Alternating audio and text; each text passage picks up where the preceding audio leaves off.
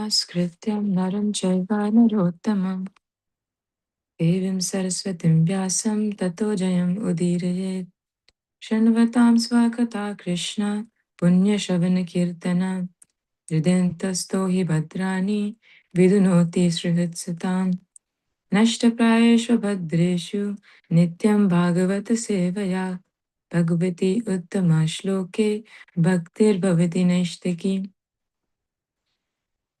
Okay, Hare Krishna. So today we are reading from Srimad Bhagavatam, Canto 5, Chapter 2, verses 21 to 23, which describe the activities of Maharaj Agnidev.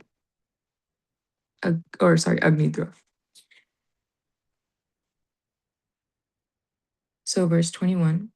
Agnidra sutaste matur anugrahat autapatti kainava samhanana balopeta pitra vibhikta Atmatulya namani yatha bhagam jambudvipa varshani bhubuju. Translation. Because of drinking the breast milk of their mother, the 9 sons of Agnidra naturally had strong, well-built bodies. Their father gave them each a kingdom in a different part of Jambudvipa. The kingdoms were named according to the names of the sons. Thus, the sons of Agnidra ruled the kingdoms they received from their father. Report. The Acharya specifically mentioned that in this verse, the words Matu Anugrahat, by mercy of their mothers, refer to the breast milk of their mother. In India, it is a common belief that if a baby is fed his mother's milk for at least 6 months, his body will be very strong. Besides that, it is mentioned herein that all the sons of Agnidra were endowed with the nature of their mother. Bhagavad Gita 1.40 also declares, Shrishtu dustasu varsaneya jayate varna sankara. When women are polluted, varna shankara, unqualified children are generated. And when the varna shankara population increases, the entire world becomes hellish. Therefore, according to Manu Samhita, a woman needs a great deal of protection in order to remain pure and chaste so that her children can be fully engaged for the benefit of human society. Verse 22.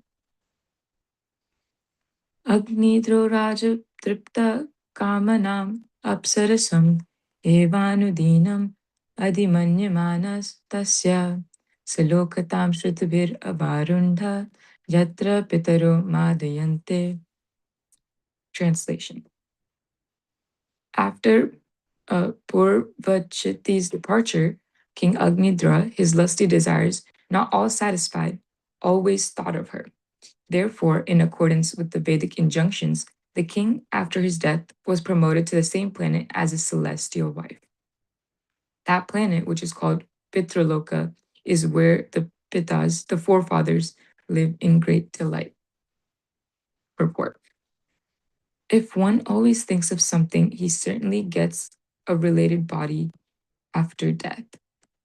Maharaj Agnidra was always thinking of Pitraloka, the place where his wife had returned. Therefore, after his death, he achieved the same planet, probably to live with her again. Bhagavad Gita also says, Yam yam vapi smaram bhavam tyajati ante kalevaram tam tameveti konteya sada tad bhava bhavita. Whatever state of being one remembers when he quits his body, that state he will attain without fail. Bhagavad Gita 8.6. We can naturally conclude that if we always think of Krishna or become fully Krishna conscious, we can be promoted to the planet of Goloka Vrindavan, where Krishna eternally lives. Verse 23. Samparete pitari nava prataro me rudrutir merudevim pratirupam ugradam srim latam ramyam shamam narim bhadram deva vitim iti samagya Navo Davahan. Translation.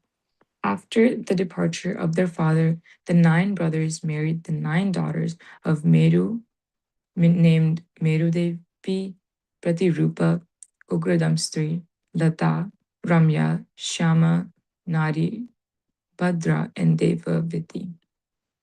Purport. Thus ends the Bhagavad Gita, Bhaktivedanta purports of the fifth canto, second chapter of Srimad Bhagavatam, entitled "The Activities of Maharaj Agnidhra." Om Jnanatimirandasya Gyananjanashalakaya Chakshurunmilitam Yena Tasmai Shri Guruve Namaha. Jai Shri Krishna Chaitanya Prabhu Nityananda Shri Advaita Gadadhara Srivasadi Gaura Bhakta Vrinda. So in this verse, it says that because the 9 sons of Agnidra drank the breast milk of their mother, they naturally had strong and well built bodies. Their father then gave them each a kingdom in different parts of Jambudvipa, and each kingdom was named after the son who ruled it. And in this way, the sons of Agnidra ruled the lands they received from their father. The Acharyas mentioned that the phrase, by the mercy of their mother, refers to the breast milk of their mother. In India, there's a common belief that if a baby is fed the mother's milk for at least 6 months, the child becomes very strong and healthy. Not only did the sons become physically strong, they also inherited the nature and qualities of their mother. Their mother, Purva Chitti, an Apsara from heavenly planets. Because she was a celestial woman, the sons who were born on earth also received extraordinary qualities from her. Okay. Whenever we study Shastras, we must take the help of the Acharyas and their commentaries. Sanskrit is a language where words can have many meanings, and understanding which meaning applies depends on the context. So without the guidance of Acharyas, we may misunderstand the scriptures. In this case, the commentator Vishwanath Chakravarti Thakur clarifies that the word referring to the mother's mercy means the nourishment given through her breast milk. Another point connected to this topic appears in Bhagavad Gita. In the first chapter, Arjun gives several reasons why he feels the battle should not take place. One of his concerns is that if the warriors in the battles are killed, their wives will remain without protection. When families lose their protectors, social order may break down. So Arjuna explained that this can lead to what is called Varna Shankara, meaning a population that lacks proper guidance and direction. So when such confusion increases, the whole world becomes troubled. Children born without proper families may grow up without moral direction, and society may suffer because of that. So Arjuna is thinking very deeply about the consequences of the war, and he worries that he himself might become responsible for creating that suffering. According to the Manusmriti, women are meant to be protected so that society remains stable and so that children can grow up properly and contribute to the welfare of human society. Protection, however, does not mean lack of independence. Protection means support and responsibility. So, a useful example of this is the political arrangement called a protectorate. Sometimes a large country protects a smaller country, and the smaller country still governs its own affairs. It can hold elections, make decisions and manage government, but the larger country provides protection and security. And this is very different from colonization, for example. In colonization, a powerful nation takes control of another nation and rules it. It's completely different. So protection is not meant to be like colonization. It is meant to be like a protectorate where independence is respected, but safety is also ensured. Sometimes in history, people misunderstood this idea in an oppressive way, but this is not the intention of what it says in the Srimad Bhagavatam. Returning to the story of King Agnidra, eventually Purvachiti returned to the heavenly planet from which she had come. After her departure, Agnidra continued to think about her constantly, even though he had enjoyed great wealth, power, and a celestial wife for many years. His desires were not satisfied. The Shastras explain that whatever a person constantly thinks about in his life influences what happens after his death or after their death. So because Agnidra was always thinking about his wife Purvachiti, he eventually went to the same heavenly planet where she had gone. The Bhagavad Gita explains this principle clearly. Whatever state of being one remembers when leaving the body, the state one will attain. Therefore, spiritual life teaches us to remember Krishna so that our consciousness becomes focused on Krishna.